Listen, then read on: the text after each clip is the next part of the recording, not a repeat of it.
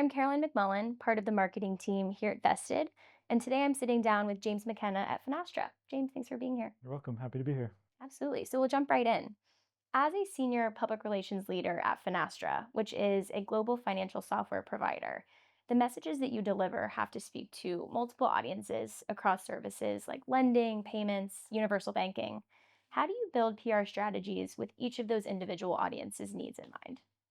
Yeah, I think the first thing you want to do is identify some sort of key message that can encompass your company's whole vision, mission, ideally tying back to those two, and then that way it can really resonate across all of those audiences and connect back to the business need. Of course, like at Finastra, we need to give each of those businesses unique attention and help them get their message out there. But if you can have that one core theme, that's a great place to start. Since the birth of our company, it was the future of finance is open. We were really putting out there that there's this whole financial ecosystem. It's open, and we can be that great connector that brings it all together. And we wanted to make that happen. Now it's switched. Like we believe, like thanks to our leadership, it is now just finance is open, and that really translates across the board to all four of those businesses and just our corporate messaging, being that connector, enabling this space where banks, credit unions, fintechs, anyone can come together to serve their customers. That's really like the top line strategy. And then from there, we pick things from within that campaign, from within that messaging to just talk about, find out what resonates with the media, the customers, and everybody else. Absolutely. Yeah. Finastra offers a range of solutions across the financial services sphere, some of which are pretty complex. How do you go about building and activating messaging around some of those solutions that keeps the customer, in Finastra's case, financial institutions, at the center? Yeah, this is really important because financial services can become very jargony, and especially on the tech side. So there's a lot of financial service, like banking itself is full of jargon, and then you get to the tech side, and it can be even worse. So you have to really look at how to break down those messages for the audience. For me, like the easiest thing for me, it comes down to building relationships with subject matter experts, leadership.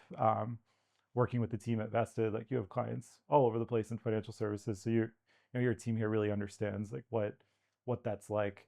So for me, what I like to do is, anytime something new is happening, really learn all I can about that solution, about the initiative, from leadership, from the subject matter experts, from marketing, anybody like that, and then I can kind of take all of that feedback and really break it down for the audience, because like sometimes the audience might be a tech leader, like a CIO or something like that. But there's also just regular bankers reading these publications, like retail banking, lenders. They might not have that tech knowledge, but they're the ones using the solutions. So you need to speak to both audiences at the same time. Um, so it's it's a tricky balancing act. But if you just take the time to really understand the message, the solutions, everything else, it's pretty easy to break it down. Um, and also talking to customers. I worked in community banking for 8 years before I came to Finastra, and so like I speak bank, so to speak. So like I know, I kind of like all those people I've mentioned, like your retail bankers from the branch network, lenders, the tech people. I learned over those years like how to identify their various needs, how they communicate, what messages resonate, um, for internal communication. So I've been able to kind of transfer that into Finastra quite easily. But anytime I have a chance to speak to customers directly too, it's important. Like just want to hear from them, like what messages resonate with you and why. What are you looking for? I also think it's just on that note, it's really important to remember that not every message is perfect for each financial institution. Like you have the large banks who might be doing A, and then the smaller banks, they're not quite there yet, but they might want to be someday. So you just have to understand that not every customer is in the same place when it comes to innovation and technology. So sometimes that requires a slight tweak in messaging. Like here are some small things you can do with your budget, with your time, rather than like here are the big lofty things you could do as well. It's two completely separate messages that you have to understand. Absolutely. And I think speaking of some of that messaging, I know that since the launch of ChatGPT, you and your vested team have been working on developing content around generative AI. Yep. and the impacts that it has on the banking and financial sectors. What advice would you have for other leaders who are figuring out how to navigate thought leadership around some of these hot topics like Gen AI? Yeah, that's a big one. Everywhere, it's really all you read about. And like anytime at an event, it's just Gen AI, everything. So um, it kind of relates to the last question. Again, like who is your, think about who your audience is. Is it, or is it decision makers from the larger banks? Is it, or is it an executive at a credit union? Like that's it's very different how you would approach the messaging in that case. I know like our team at Finastra, they are big on here are small actionable things you can do with generative AI across your organization. So sometimes that's just can you use it to be more efficient in writing emails? Can you use it to sort through complicated data? Those aren't like these big initiatives, and I think some smaller institutions in particular, they hear generative AI and they kind of shut down, like what, like we're not even there yet, we can't do it, and they just don't want to hear about it. Like I've seen it when you talk to bankers all over the country, like they're not really doing anything with Gen AI right now. But when they hear that you can start small, it really opens up their minds a little bit more. So that's kind of, at Finastra, that's really where we've been focusing is how, how we can provide the tools for those small steps. We showcase how we do it internally. Like we all went through um, generative AI training, just to encourage us to be more efficient at work, so that we can think more strategically. And that's a message that actually resonates nicely with our customers as well. So really, it's just applying our best practices in our own world, and then messaging that out to the public. Absolutely. So I know that you and your vested team have a solid, trusting working relationship. Any advice you would give to other marketing and comms leaders who are hoping to establish a similar sort of relationship with their own agency? Yeah, it's really important. Like if you decide to bring on an agency for anything, marketing, comms, PR, you I think you need to treat them as an extension of your own team, not like not like a service provider, or really, I mean, you should be respectful to all vendor relationships, but like it's, if you view your PR agency team as an extension of your own, it's much more effective. And then it develops mutual respect between the two of you, between both parties. Um, it's, oftentimes um, there's just one of you in house, or maybe just a couple people kind of being in the middle of that relationship, and then you get the benefit of having this whole other team behind you, and it really enhances the entire PR program.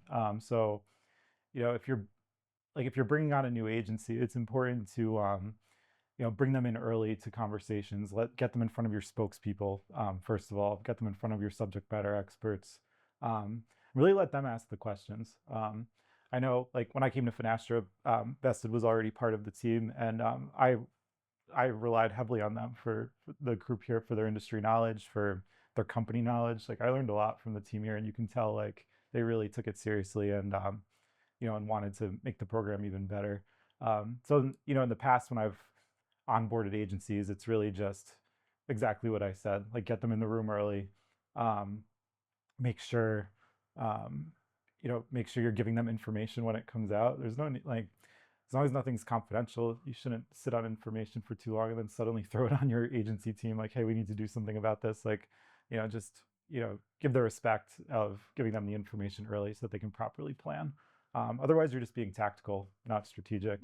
I think it's really important to just again bring them in early so that strategy can come first rather than just executing on little things to check boxes. I feel like that's what happens if you don't take the time to properly onboard.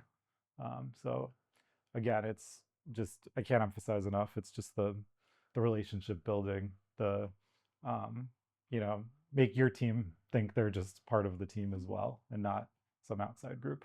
Such great advice. Yeah. So, to wrap us up, what do you think are the biggest challenges that B2B financial marketers face right now, as well as the opportunities? Yeah, I think it starts with just distraction. I don't think this is unique to just B2B, but we see it a lot. Everybody is being pulled in so many different directions. And then, like when you take out your phone, you're trying to read something, you're getting a message, you're getting bombarded with an email. nobody can turn their notifications off. So it's more just like the life stuff getting in the way. So like on that, you need to create content that breaks through. But then how do you do that when everybody else is doing the same exact thing? So it's just very challenging. Like any sophisticated organization is going to have a great content program in place, whether that's, marketing content, PR content, all of us working together. Um, we're ultimately doing the same thing, right? It's just like how you tailor those messages to break through, look for something different. I think like going back to the AI question, I think like that's a good example. Like we've kind of identified with our AI team, like these are some like actionable items companies can take, financial services firms can take to execute on a Gen AI strategy. And it's not this big flashy advice necessarily that you're often seeing in the media or like at conferences that half the room doesn't even understand because it's too techy. So it's a simpler message, but it breaks through because it's more relatable. So I think get around that. You need to actually talk to the people you're trying to reach and understand what they're looking for, what kind of content actually speaks to them, not just the buzzwords and all of that. Because again, every company is doing the same thing. Um, so I think the opportunities kind of flow from that. It's you know, what are those things nobody's talking about that you can then talk about? Is there a new edge on a story that's already out there where you can say something differently that'll break through to more people who didn't respond to it coming from another organization? Um, any of that really is a chance to break through, but ultimately um, it's this like abyss of content that like I think it's just there's so much stuff out there to digest and nobody knows what to do with it. I know like me when I'm trying to just learn about anything at all, it can be very overwhelming. And sometimes what breaks through is the simplest to the point content. So Absolutely. yeah, Such good insights.